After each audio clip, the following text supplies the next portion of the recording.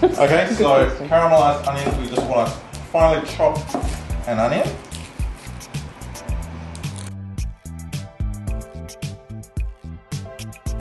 Caramelizing onions. You want to basically just stew the onions. So in a pot. Do they have to be red? No, they're just sweeter if they're red. The thing that you want to do to get them caramelizing is add probably a little bit of sugar and a little bit of oil and some water.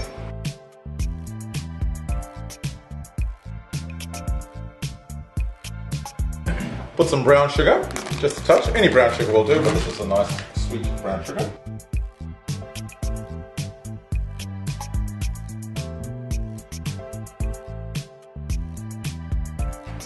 And just a final touch, some balsamic vinegar. Okay, you don't need all of this, but this will just make it a little bit more interesting. You don't need the balsamic vinegar to caramelize it, but it'll just add sweetness. Okay.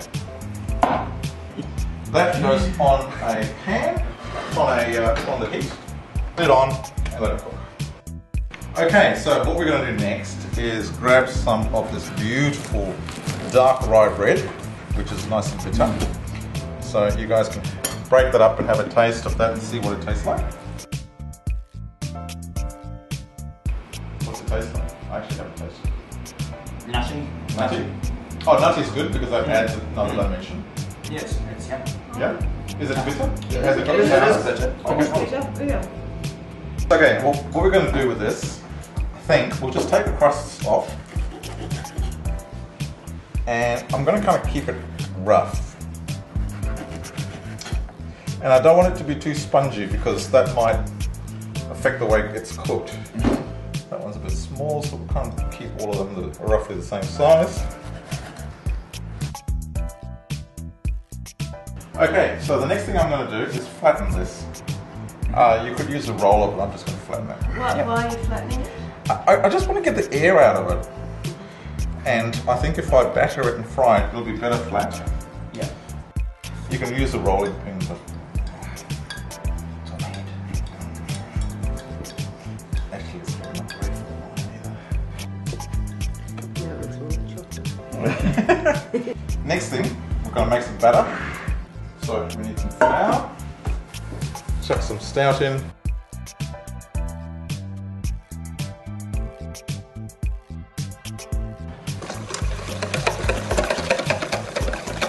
So will this be sort of like quite a light sort of tempura kind of batter? Yeah, I think so. We can thicken this up with a bit more flour.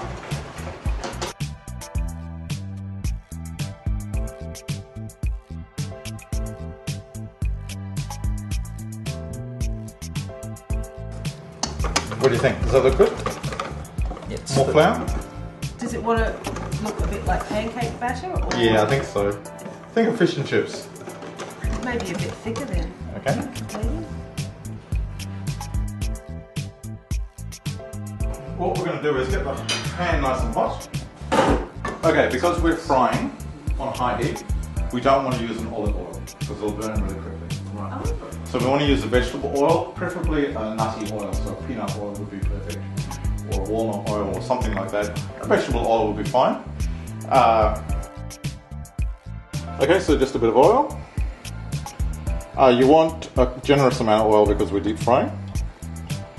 So I'm just going to coat the bottom of the pan with the oil. You can really taste the bitterness. Ooh, yeah, that is bitter. Yeah, interesting, isn't it? Yeah. Monteith's Yeah. better.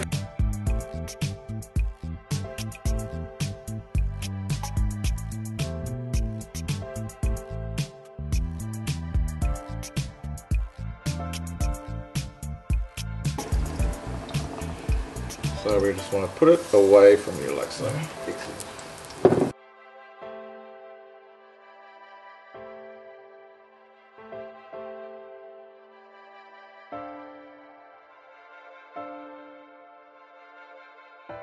Okay, so I'm going to bring it over. Yeah. It's to turn a dark brown. Okay, that's quite light. It needs to get a bit browner than darker than that. Perhaps using the the darker mascarpone sugar, it's got more, like, what's it called? Treacle, molasses. molasses in it, Yeah, which is yeah. more sticky and, Yeah. probably makes it More caramelly. caramelly. Yes, yes. You could put some red wine in too, or some port maybe, to give it a sort of a different flavour. Did you put balsamic vinegar in? I did, yes. Yeah. Yes. Yep. So what I'm going to do is I'm just going to spoon a bit of this out.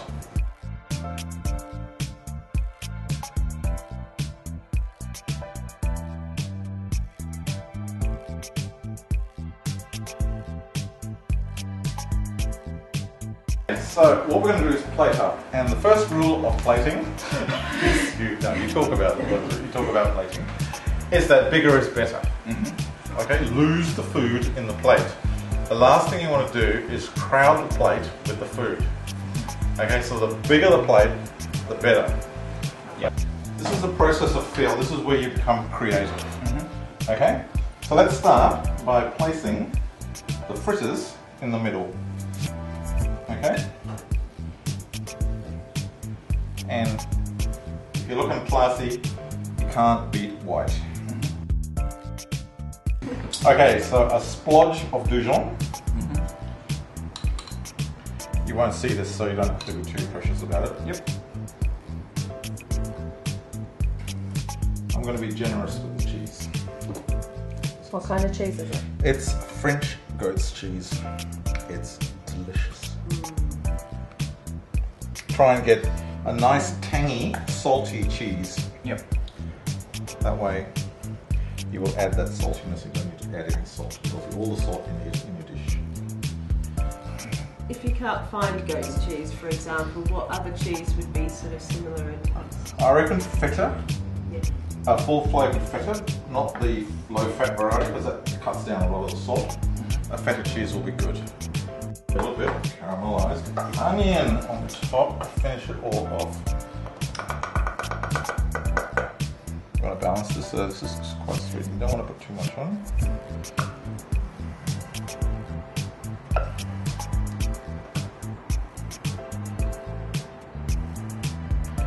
Okay, can you see how we're building up the plate? Okay, so I'm going to add a bit of endive just to garnish. Again, the higher it is, the better.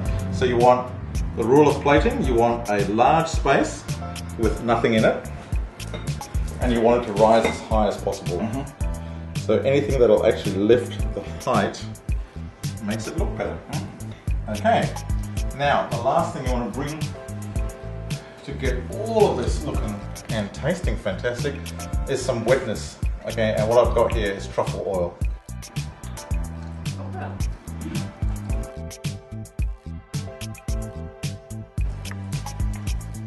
And look at that, transforms the entire dish from something average and ordinary to classy and fantastic. Great colour too. That's amazing.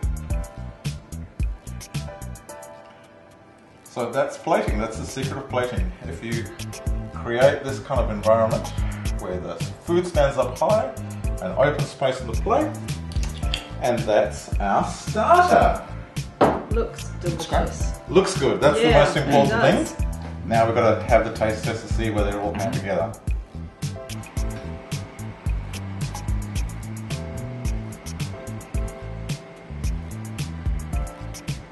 It's really yummy. Yeah. It's really nice. Yeah. I love the cheese. Well, the cheese is fantastic. The cheese with the onions. Yeah, the onions just make it, I think.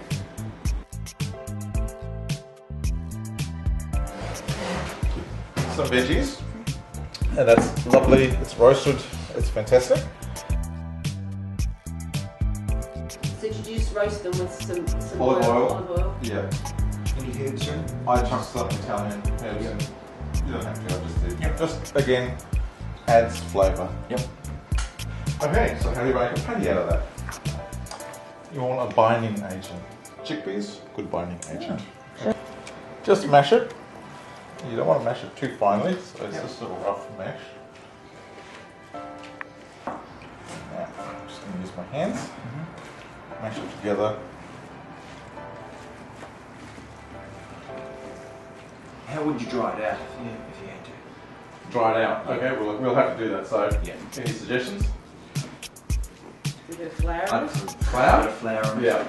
Flour's good. I'm going to do a variation with flour. I'm going to add some polenta to it. What is polenta? Maize. It's a type of maize. Okay. Okay, so just add some polenta. Polenta. Nice colour. Yep. And it acts very similar to flour. A little bit coarser than flour. Yeah. And Does that's, this make this a vegan dish as well? yes, it does actually, except for no, it's totally vegan. Yeah. Except for the bit I'm going to do next.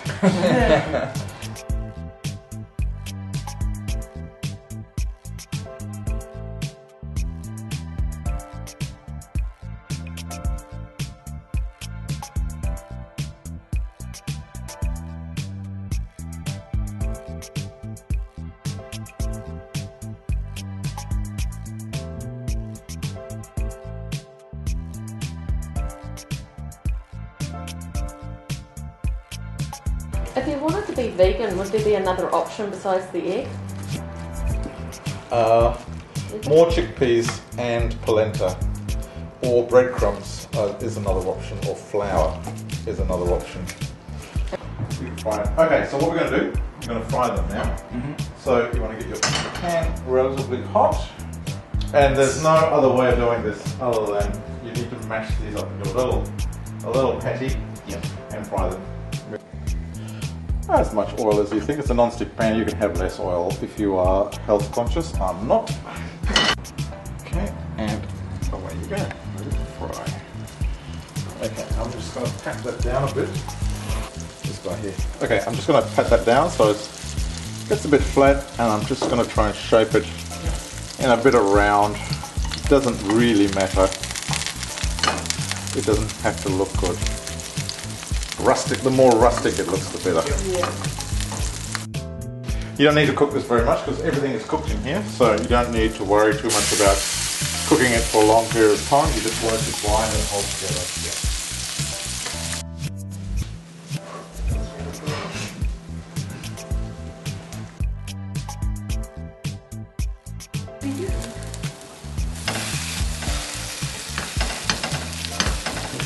It's not a major issue if it falls apart, so because we're going with that rustic feel. Okay, so let's make the sauce. Now, the scariest part of this sauce is you take this amount of butter and you drop it into the pan. And all you do is just melt that, so not too high heat. While that's happening, we're going to separate some yolks.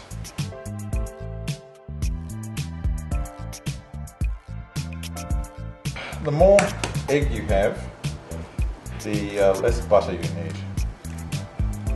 Okay, so what you do is you add your yolk in the bottom of your blender, and on a slow setting, you simply dribble the oil in slowly.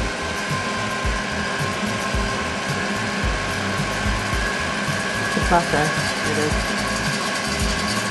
And what happens is the hot butter actually cooks the egg. Right.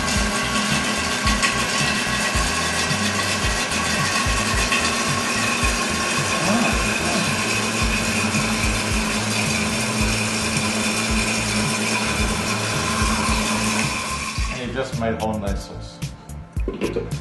Now the fun part starts. What do we do with it? We want to make it kind of, because it's fish, we want to have a lemony flavour to it. Kaffir lime leaves. You've used those before? No. Okay, crush it and smell it. What's that smell like? Lemon. Type of. Yeah. Yeah? That's it. Okay, so kaffir lime leaves. Strong lime flavour. And because it's going into sauce, I'm just going to cut it so that the stems don't go in. A blender. So what else can we put in?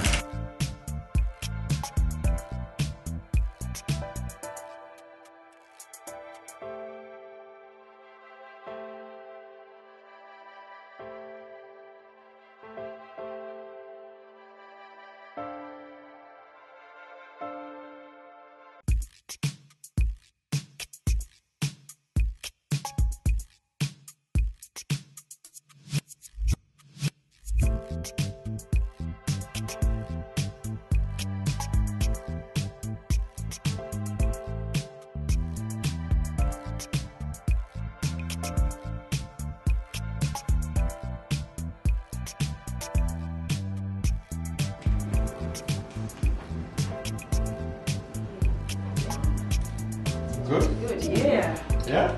I'll do some stock. Okay. You want 3 parts of stock.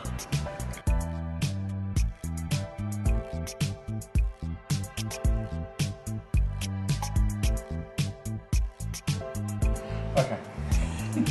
We're going to use some of this, some liquor. I'm going to use some Cinzano, and I'm going to add a little bit of white wine to it. So you get my 1 part.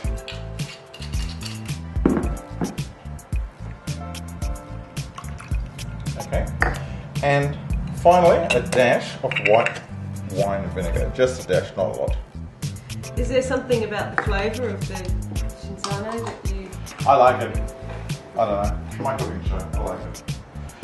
Okay, so the next thing that you do is you want to cook this down by as much as possible. While that's going on, let's do some carrots. Where did you find these carrots?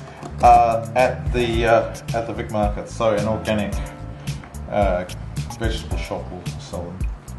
Yep, that's enough. We'll just steam that, so that won't take too long. There's not a large volume there, so just in the steamer and let that cook for a while. So we have these fantastic pieces of tuna, which I have dried on a cloth to make sure they're dry. Now we could just fry them, and that would be good. But being fancy smancy, we're going to do something slightly different with them. Now remember the egg yolk we separated? We're going to crust the tunas with some sesame seeds. So now we've whisked the egg, we're just going to paint the top of the tuna with the egg white.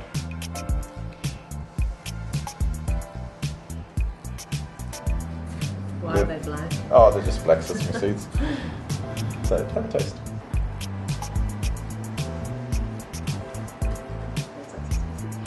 No, they are different. They do taste quite different. They are slightly different. Now, this pan's been cooking and it's really hot. Okay, and you want that for the fish. How long have you left that pan? For about 5 or 10 minutes. We've got our flavour base. We're just going to add our thickening agent to it.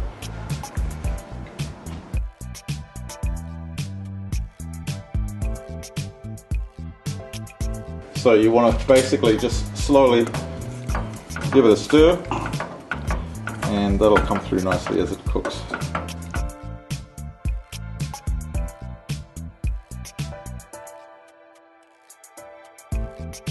Nice hot pan. You want a strong oil, so we'll go with peanut oil again,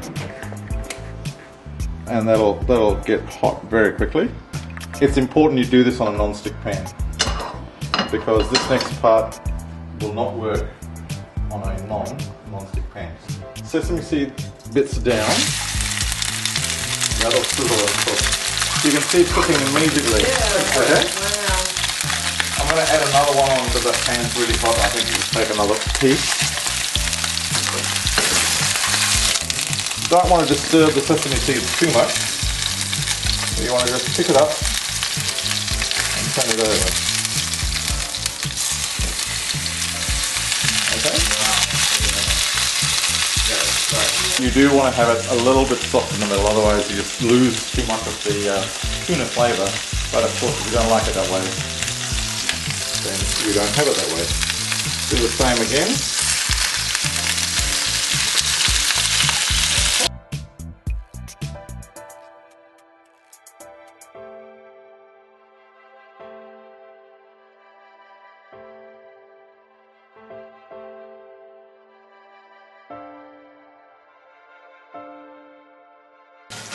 The carrots next. So again, we want to just pile it up. We want to create some height, just in sort of cross pattern line.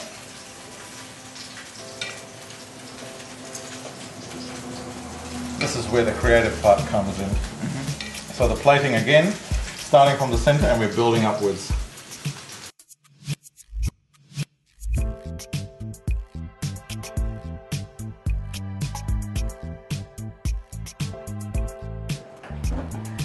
And this is another very simple sauce. All we're doing is using the fats and the oils that are in the pan that came out with the fish, just adding some balsamic vinegar to it.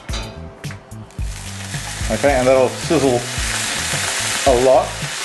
You actually can take it off the heat, you don't really need it on the heat. And then what you do is add a little bit of water to it, and that just thickens right up as a sauce. Okay, you will then want to heat it to make sure you get a lot of the vinegar flavour off. But that's the sauce. I'll spray this guy.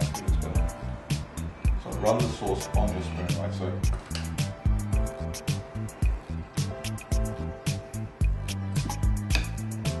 Okay.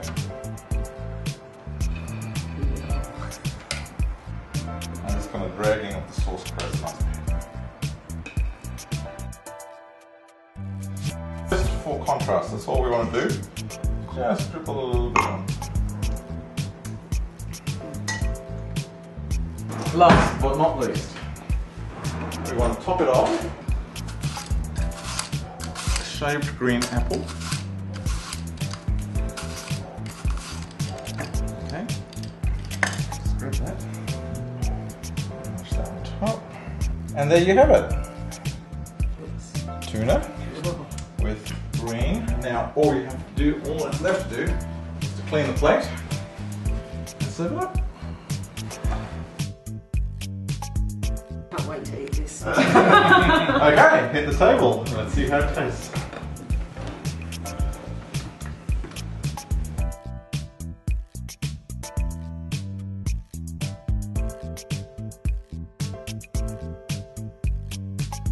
But yeah, you verdict.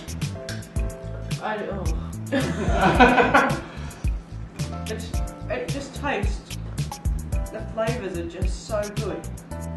It's really fresh. Right. Cool.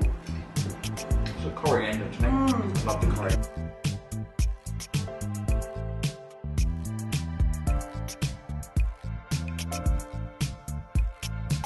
Tuna's so...